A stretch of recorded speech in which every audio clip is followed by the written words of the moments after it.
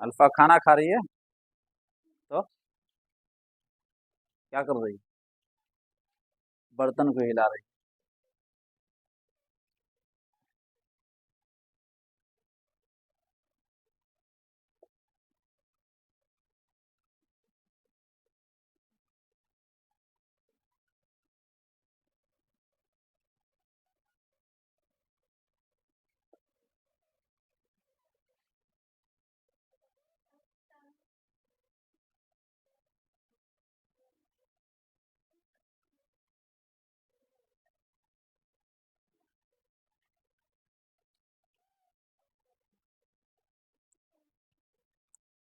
कल मैं आप लोगों को तख्ती नंबर 4 के बारे में बताया था कि तख्ती नंबर 4 किसे कहते हैं और उनका इस्तेमाल किस तरीके से करना चाहिए। आप लोगों के जहन में तमाम बातें मौजूद होगी, तमाम बातें आप लोगों ने सीख ली है।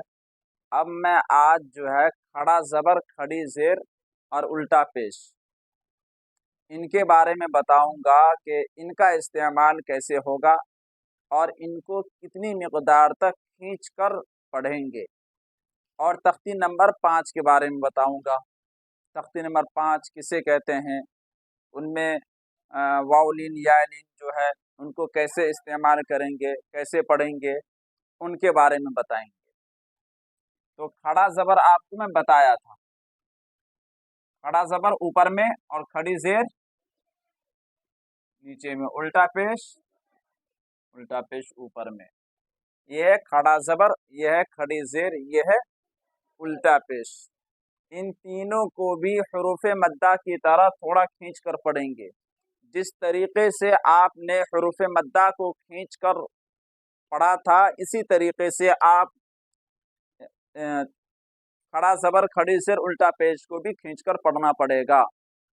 जिस तरीके से आप हरूफ मद्दा को खींचकर पढ़े थे, अलिफ मद्दा या मद्दा व मद्दा को, इसी तरीके से खड़ा ज़बर, खड़ी ज़ेर, उल्टा पेश को भी खींचकर पढ़ना पड़ेगा। अब देखिए खड़ा ज़बर किसके बराबर खींचकर पढ़ेंगे। खड़ा ज़बर को अलिफ मद्दा के बराबर खींचकर पढ़ना पड़ेगा। जैसे बा अलिफ ज़बर बा, अब देख लीजिए बा खड़ा ज़बर बा, यानी एक अलिफ के बराबर अलिफ मद्दा को खींचकर पढ़ा था, इतनी मिकदार हम खड़ा ज़बर को भी खींचकर पढ़ना पड़ेगा। तो इनको अलिफ मद्दा को खड़ा ज़बर की मिकदार तक खींचकर पढ़ेंगे या खड़ा ज़बर को अलिफ मद्दा के बराबर खींचकर पढ़ेंगे, यानी दोनों को बराबर खींचकर पढ़ेंगे। अब देख लीजिए खड़ी ज़ेर को कौन मद्दा के बराबर खींचकर पढ़ेंगे। खड़ी ज़ेर को या मद्दा के बराबर खींचकर पढ़ेंगे। जैसे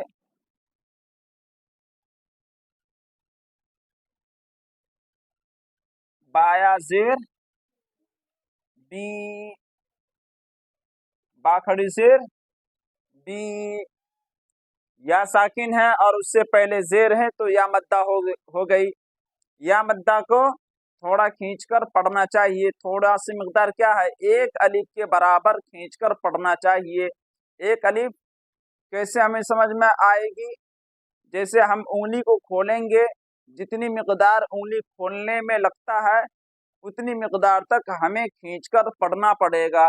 जैसे बाया ज़ेर बी, बा खड़ी ज़ेर बी, तो ये है। तो या मद्दा को भी कैसे किसके बराबर खींचकर पढ़ेंगे, खड़ी ज़ेर की मिकदार तक खींचकर पढ़ेंगे। खड़ी ज़ेर को या मद्दा के बराबर खींचकर पढ़ेंगे, यानी दोनों को बराबर खींचकर पढ़ेंगे, इनको भी बराबर खींचकर पढ़ेंगे। अब देख लीजिए बचा उल्टा पेश।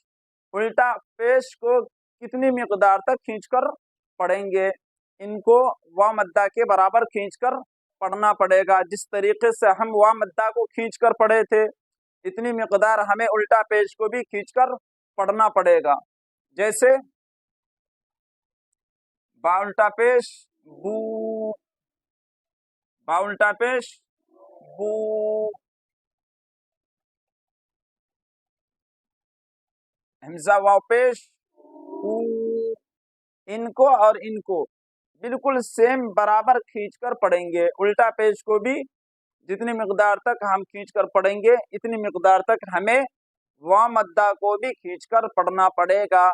जैसे बा उल्टा पेश बू बराबर है बा हमजा वाव पेश ऊ के, या बावा पेश बू के बात बराबर ही है, व मद्दा के बराबर उल्टा पेश को खींचकर पढ़ेंगे। ये बात आप लोगों को समझ में आ गई? कैसे पढ़ना है इनको? अलिफ मद्दा के बराबर खींचकर पढ़ना है, या मद्दा के बराबर खींचकर पढ़ना है, व मद्दा के बराबर खींचकर पढ़ना है।